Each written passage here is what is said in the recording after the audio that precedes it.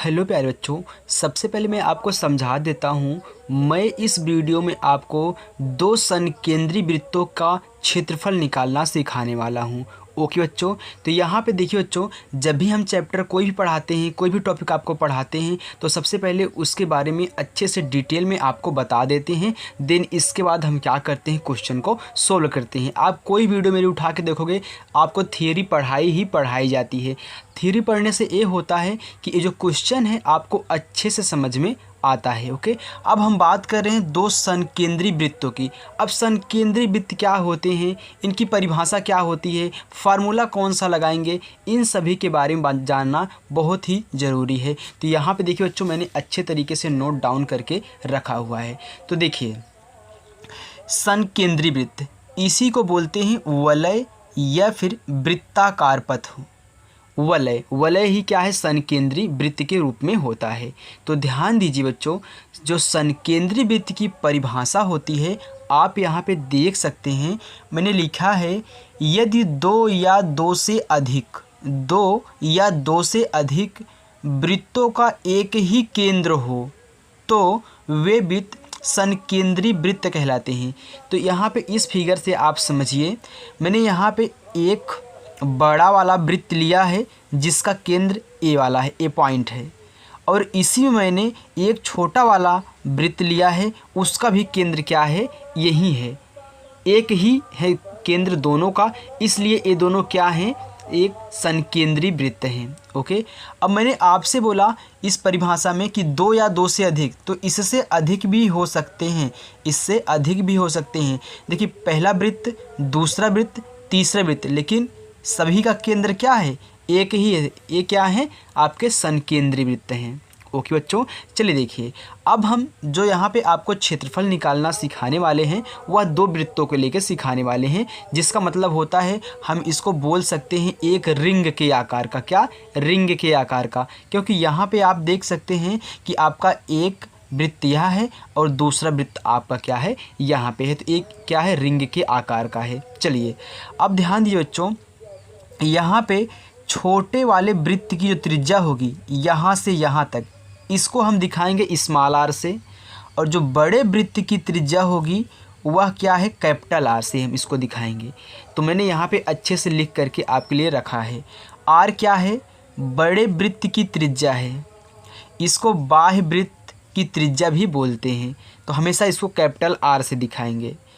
Small are क्या है, छोटे वृत्त की त्रिज्या है, इसको अंतःवृत्त की त्रिज्या या फिर आंतरिक त्रिज्या भी बोलते हैं। बच्चों देखिए, वलय की चौड़ाई, तो ये आपका क्या है, एक वलय के रूप में है ना, जहाँ पे दो रिंग लगे हैं वहाँ पे एक वलय बनता है, तो ये क्या है, वलय है। तो वलय की जो चौड़ाई होती है बच्चों, चौड़ाई कौन सी है, ए वाला एरिया, ए वाला एरिया आपकी क्या है, चौड़ाई है। जितना आपको खाली स्थान दिख रहा है जहाँ पे मैं देखिए बना रहा हूँ ऐसे ऐसे पेंटिंग करके, ये क्या है, आपकी चौड़ाई है। तो आप क्या करेंगे, बाहरी वाली त्रिज्या में से, यानी कि जो बाह्य वृत्त की त्रिज्या है उसमें से अगर आप आंतरिक वृत्त की त्रिज्या घटा देते हो तो आपका ये एरिया निकल के आता है, ये आपकी चौड़ाई निकल के आती है कि कितना चौड़ा है। तो चौड़ाई निकालने के लिए फार्मूला है, कैपिटल आर में से स्मॉल आर को घटा दो, यानी कि बाह्य वृत्त की त्रिज्या में से अंतःवृत्त की त्रिज्या घटा दोगे तो आपकी ये चौड़ाई निकल जाएगी, ये जो एरिया आपका निकल जाएगा।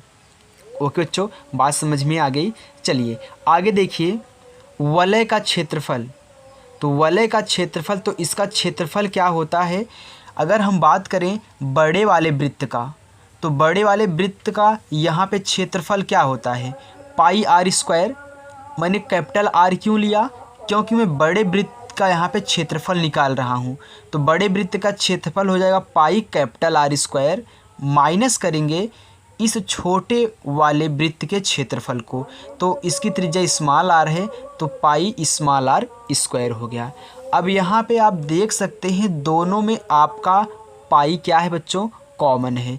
जब पाई दोनों में कॉमन है तो यहाँ पे पाई कॉमन लेने से आर स्क्वायर, यहाँ कैपिटल आर स्क्वायर बचा, फिर माइनस यहाँ पे स्मॉल आर स्क्वायर बचा। यही आपका क्या है फाइनल सूत्र बन जाएगा। और इसी के आधार पे आप क्या करेंगे, दो संकेंद्रीय वृत्तों का क्षेत्रफल निकालेंगे। तो संकेंद्रीय वृत्त बोलिए या फिर वलय बोलिए, दोनों का मतलब एक ही होता है बच्चों। ओके, तो इस फार्मूले का उपयोग चलिए हम यहाँ पे इस क्वेश्चन में करते हैं।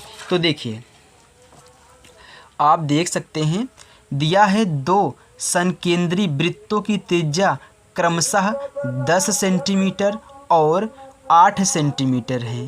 तो संकेंद्रीय वृत्तों का क्षेत्रफल ज्ञात कीजिए। अब ध्यान देना, यहाँ पे ये जो बड़ा वाला त्रिज्या है ये आपका क्या होगा, कैपिटल आर होगा। क्यों? क्योंकि बड़ा है ना, यहाँ पे आप देखिए क्योंकि ये बड़ा वृत्त है तो त्रिज्या भी क्या होगी, बड़ी होगी। तो जब भी बच्चों आपको एक त्रिज्या बड़ी दे एक छोटी दे तो हमेशा बड़ी वाले को कैपिटल आर मानना।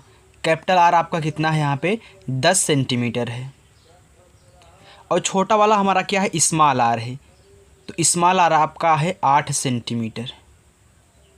ओके, तो चलिए अब हम क्षेत्रफल निकाल लेते हैं। तो क्षेत्रफल का फार्मूला हमारा क्या होता है, वलय के क्षेत्रफल का पाई कोष्ठक में capital R square minus small R square. तो ध्यान देना क्षेत्रफल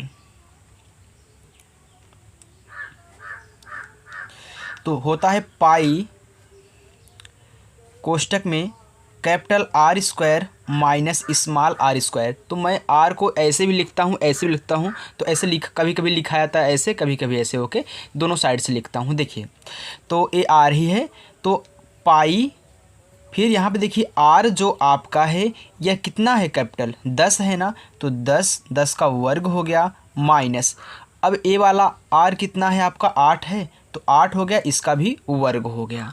चलिए देखते हैं पाई, फिर यहाँ पे देखिए 10 दहम में कितना होता है, 100 होता है, तो 100 हो गया माइनस 8 अठाई 64। अब आप 100 में से 64 को घटाओ बच्चों, कितना आएगा, पाई इंटू यहाँ पे 64 घटाओगे तो आपका आएगा 36 आ गया। तो यही आपका 36 पाई वर्ग सेंटीमीटर आपका क्षेत्रफल हो जाएगा। तो ऐसे ही आपको यहाँ पे निकालना है दो संकेंद्रीय वृत्तों का क्षेत्रफल। चलिए देखिए दूसरा क्वेश्चन है, दिया है दो संकेंद्रीय वृत्तों का व्यास 20 सेंटीमीटर तथा 40 सेंटीमीटर है। तो संकेंद्रीय वृत्त का क्षेत्रफल और उनके बीच चौड़ाई ज्ञात कीजिए। अब की देखिए हमको चौड़ाई भी निकालनी है, क्षेत्रफल भी निकालना है, लेकिन यहाँ पे तो हमको त्रिज्या बच्चों नहीं दी गई है। तो हम क्या करेंगे, हम जानते हैं कि जो हमारा व्यास होता है वह त्रिज्या का दूना होता है, यानी कि d बराबर होता है 2r। तो अगर हमको r निकालना है तो r बराबर हम यहाँ पे d/2 करेंगे, यानी कि जो आपको व्यास दिया है उसका आधा कर दोगे तो आपकी त्रिज्या आ जाएगी। तो यहाँ पे आप देख सकते हो एक हमारा बड़ा वाला दिया है 40 सेंटीमीटर, छोटा वाला दिया है यहाँ पे 20 सेंटीमीटर। तो अगर यहाँ पे हम छोटे की बात करें तो स्मॉल आर अगर हम निकालें तो हमारा स्मॉल आर क्या होता है, 20 सेंटीमीटर दिया है व्यास, तो इसका आधा क्या हो जाएगा, ऐसे कहना है। देखिए व्यास डी होता है, तो 20 का आधा करोगे, 2 एकन्नम 2, 2 दहम में 20, आपका आ जाएगा 10 सेंटीमीटर। ओके, अब देखिए बड़ा वाला क्या है, 40 सेंटीमीटर व्यास दिया है। तो हम जब 40 का आधा करेंगे, 2 एकन्नम 2, 2 20 में 40 होता है, तो आपका आ जाएगा 20 सेंटीमीटर, यानी कि आप व्यास का आधा कर दीजिए, आपकी त्रिज्या निकल के आ जाती है। अब हम निकालेंगे क्षेत्रफल। तो क्षेत्रफल बराबर क्या होता है बच्चों, पाई कोष्ठक में capital R square minus small R square. अरे यार इसको बारों में ऐसे लिख देता हूँ, इसके लिए सॉरी, आप जान जाइएगा कि क्या है, आर है। ओके, तो पाई हो गया।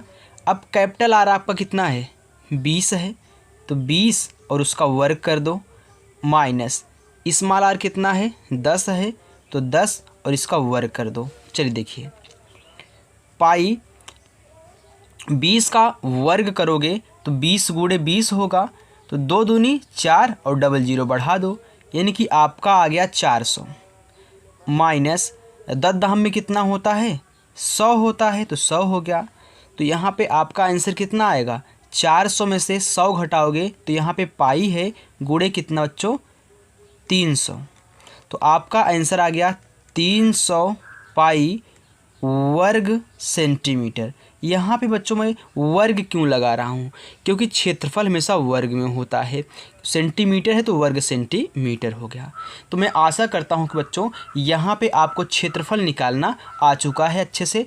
अब देखिए हमको बोला था कि आप चौड़ाई भी निकालिए, तो हमको चौड़ाई निकालनी है। तो चौड़ाई निकालने का फार्मूला आपका क्या होता है, चौड़ाई निकालने का फार्मूला होता है कि आप बड़े आर में से छोटे आर को घटा दीजिए। इसको अच्छे से नोट कर लीजिएगा। तो बड़ा आर माइनस छोटा आर, तो बड़ा आर आपका है 20 माइनस छोटा आर है 10।